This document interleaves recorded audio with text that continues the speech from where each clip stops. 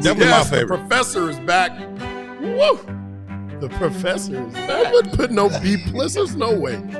That is the lowest grade I've given this year.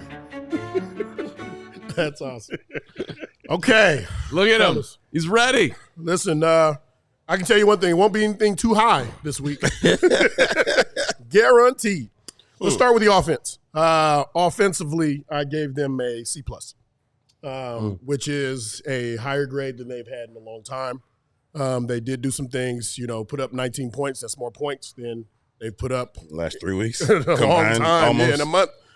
So there were some positives. And I think this was a kind of a glimmer of hope, for a lot of Bear fans. So with that being said, C+, I think is because obviously 19 points isn't enough to beat the Packers when they beat us by 1 point. So are we just boiling it down on the grade just to the number of points or anything specific that you like to get into, Professor? It's we had 391 total yards of offense. So we were productive on the ground. We were productive in the air. Caleb made some clutch throws. We had some clutch catches. Swifties, I know your boy Roshan. Roshan had 33 yards on 10 carries, which is awesome. And Swifties had a 40-yard dart. Braxton got in the front of that Braxton thing. Boy. Yes, he did. Block. Absolutely. Saw Keenan Allen blocking down the field in the interior. So to me, it looked like the Bears, they really cared about this. Saw guys fighting. Thomas Brown first game. Yeah. Oh, that's right. Yeah, Thomas Brown. He did a good job. He did. I thought he did a good job. It looked like a formidable offense that we're at a starting point, right? Yep. So now this needs to be the floor. Yep. And we need to continue to get better from here offensively. I want to remind. I like a C. C+. We're going to talk about that coming up here, but keep going. Keep going, Professor. Let's move on to defense. Defense. Had to give the defense I give them a D+. D+? Okay. Give them a D+. Obviously, they gave up too many yards. Packers had over 300 yards. I think they had about 361 yards.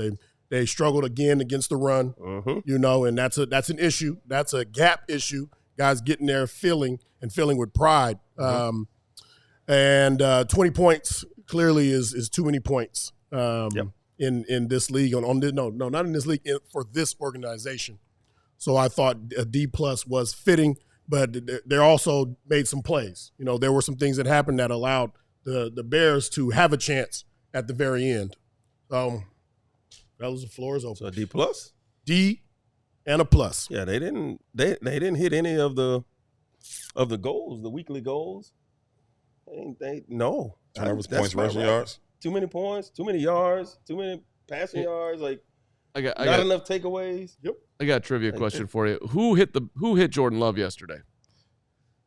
Only two people. Only two people. We're talking about behind the line of scrimmage, right? Yeah. Only two people. Only two people. Okay. Zach Pickens, who didn't have a great day, And DeMarcus Walker, Gervon Dexter Sr. Those are your two dudes. DeMarcus Walker got credit for sacks. So on the sideline, right? Yeah. Okay, he chased him down. Okay. So at the end of the year, they don't say how you got them. Right. I'm taking that. Fair enough. My point is this: that ain't good enough. At all? No. In that game, early on in that game, and I tweeted about it. Like, you have to win one-on-ones. I'll always preach that. Yep. And in this game right here, they felt like their offensive line could block. They'll double the nose, and then they go one-on-one. You got 3 one-on-ones. Disrespectful. Disrespectful. And on with Montez Sweat out there, what they would do, they just chip him and let that guy get into a route. Yeah. So a chip block and then Sweat, they feel like their guy's good enough with a chip. Just give him a little chip, and then he get his hands on him. Yeah, he might get a little pressure, but he'll still be able to deliver the football. The other two one-on-ones over there, they were non-existent. It's like, what in the hell is going on? We got to be able to beat one-on-ones, and we're just not good enough to do it right now. I think the guys are trying. I don't think it's lack of effort. I think it's lack of talent. Like, we just don't have guys that can beat the one-on-ones against good teams. Montez is suiting up, so I don't want to give him no excuse. You suiting up, you out there. Suiting up. But I do think he's been banged up all year. I don't think he just has that extra burst, that extra little bit that makes him better than whatever old lineman he's in front of. I haven't seen that this year. And I feel like Gervon, although he started very fast, little bit of regression towards the middle of the season. Not seeing those splash plays. Not saying he's doing nothing wrong, but earlier he was making those splash plays, getting those sacks, getting those TFLs. Not really seeing that the past few weeks from him. I mean, Dex you running out of gas. Dex is a good player, man. Dex a good player. I like Dex a lot. No. And I know you're not just saying that because he's a Gator. No. This one going with it. This one going. He was playing out of his mind. You think he? Okay, he was way out there. Like he's coming. I think he's where he's. So I was hopeful that he was developing into that guy. A 15 sack guy. I mean, I'm just saying that's crazy. Yeah, that's insane. But the level that he was 9 on, sack guy.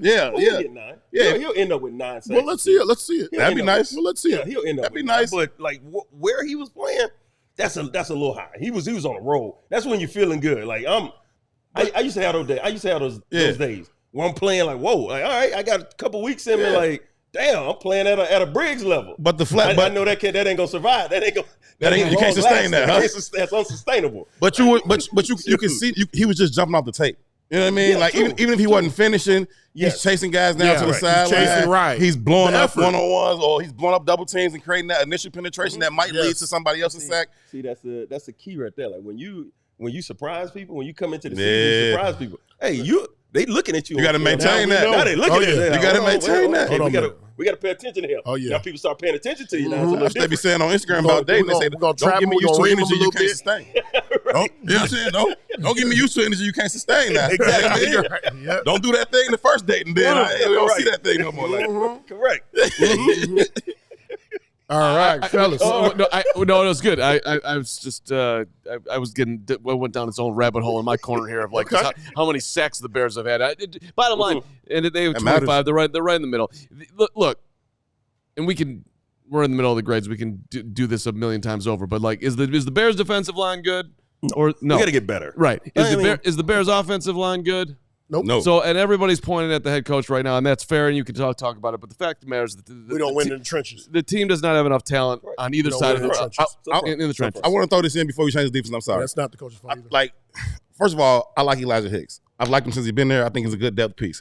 You're missing something when Jaquan Brisker's not on the field. And it's not that Eli's doing something wrong per se. But you talk about feeling, you talking about running that alley, Jaquan don't care about nothing. Right. Clearly, we saw that, and that's why we ain't seen him since. That's why we haven't seen him. But you talking about filling that alley and run, like he got something different, and he's showing, and he's 215, 220 when he get there. There's like, an attitude, man. There's an attitude missing on that in that secondary right now. There's an attitude. I agree with you on the Brisker thing. However, it was obvious that we were headed exactly to where we're at right now with Jaquan Brisker when he started getting the concussions. Like, there's no way he's going to be able to be a productive NFL player for a long time because it's a huge issue. I asked him that his rookie year. I'm like, bro, do you even give any thought to playing a different kind of way? Because I'm worried about you long term. He's like, Herb, I don't know how to play no other way. I don't know how you go into the He probably wouldn't be here if he played a different way. So. Yeah, you don't know. Yeah, it is what it is. Like, hey, listen, this is your road. You're going to make it to the league. And you got to play this way. This is the way you. But you ain't going to play for 4-5 years. Bob Sanders. That's what it is. Right. It's Bob. Yes, that's it. Bob Sanders. Like that's how he plays. He's not here. He doesn't go to Penn State. He's not drafted. Yeah. He's not that player if he doesn't play this way. That's facts. Even though it's going to be short-lived. Right, exactly. It's just what it is. So going forward, he's Mike Brown. He's a big Mike Brown. No, honestly, his body can't take what he wants it to do, and his mind is like, I can do this. We're doing it. We're doing it now. Oh, yeah. We're doing it. Yeah. Love to play next to a guy like that, boy. You do. Look do, at man. Look at you. You're on the edge, too. Look at you, and you're smiling. All right, what we got? Special teams. Special teams. All right, fellas. F+. All right. Oh. I dare you. I dare you to challenge me. No, it's 0. For obvious reasons. And when, for lack of a better phrase, you had one job. You had one job. All right. And it was an opportunity, and listen, the football doesn't come down to one play. It's not, one play doesn't decide it. There were a lot of plays that happened. But at the end of this game, I'm thinking 10-1. And we're changing things and we start the new streak. Nope. No, wait a minute. You say that, and I kind of disagree with that. Yeah, you can disagree. No. This part right here, where you say it doesn't come down to one. All these plays led to this play. Yes. So it came down to this play. No. Absolutely One play doesn't decide the game. No, that so play what I'm saying is because listen, there were drives where during the game. So one thing that you always point out is you say, oh man, at the end of these games or in these critical situations, 18 will drive us down and give us a chance. Yes. Well, there are other plays that happen that 18 needs to drive the team down and score, so we don't have to be in a position that we need to kick a field goal at the end of the game. Well, true. But all the plays in that game led to that situation, that play. Whatever happened, however it played out, it led to this. And now this play, either we win or we lose. That is the definition of what you're talking about. The defense gave up a 60-yard bomb. All right. Our best player. Right. He trips and he falls, whatever. But it still happens. They scored a touchdown. All right. They scored a touchdown. Defense gets off the field. They get off the field on that drive. You're still too far away. You have to have a score touchdown. You have to score a touchdown in order to win the game. It's not a no. I totally get what you're saying. So what I'm saying is, right. No one play decided the game. All right, that play might have that negative kick may have not have gone in and we lost the game. But there were plays that happened before that led up to that, and had those plays have changed, then we wouldn't have come down to the kick. That is the point right there. Yes, exactly. It wouldn't have came down to that. If we don't give up a touchdown, no, it doesn't come down to Cairo. It's a different outcome. But all those plays that happened came down to Cairo and the special teams doing what they're supposed to do when they're called upon, and they weren't able to come through. So that particular play cost the game. Could have been either one way or the other. All right, before we get to the coaching, we all just agreed that the Bears need more talent on the roster, right? This is not a shot, by the way, at anybody, even though it's going to come off as a shot at somebody. But I don't know. Torrey Taylor yesterday had 2 punts, 41.5 average. The net was 33.5. There was another guy yesterday. We could have used a damn receiver to do that. Yeah. There was another guy yesterday who had 4 punts, 56.5 average. Now one he had a boomer, a 71. Oh, he probably was a free agent. Did he kick it in the dome? He was a free agent. He did not kick it in the dome. 54.3 net. Mm-hmm. Had touchback. Mm-hmm. Wasn't Pat O'Donnell. His name was Corliss Waitman, who was in camp with the Bears and looked phenomenal. Yeah. And if you look at their overall season, they're deadly identical. Yeah. So Torrey's a good player. Torrey's a punter in this NFL. There's no doubt about it. Bears had this dude. It's just the value. No, but I don't have a problem with Torrey Taylor at all. I mean, Poles knew he wanted him. Look, Poles knew he wanted. He knew what he wanted, and he went and got it. Okay? He knew he wanted his quarterback, he wanted his receiver, and he wanted a punter. He got him. He sure did. Nah, I agree with you that Corliss Waitman had a great camp all summer, but we had just spent the fourth. He didn't have a chance in hell to make it. He didn't, but they identified a dude. Yeah, sure. I'm just saying, but once you spent the 4th round pick on him, Corliss Waitman was just. The whole point was like, hey, I don't know about that. You spent a 4th round pick on a punter. He has to make the team. Punter that looks better than your punter you drafted. The point that the underlining point is that you spent a 4th rounder on him. And also Torrey had a great summer too. Like it's not like he was up here and Torrey was down here. Seattle isn't Seattle because they went and got Flynn, signed him on a free agent deal, and then they had Aaron Rodgers. Wilson. Then they picked Russell Wilson, and they got rid of Flynn. They signed him. Big money, and got rid of him because this guy's better. In my opinion, the best guy always plays, period.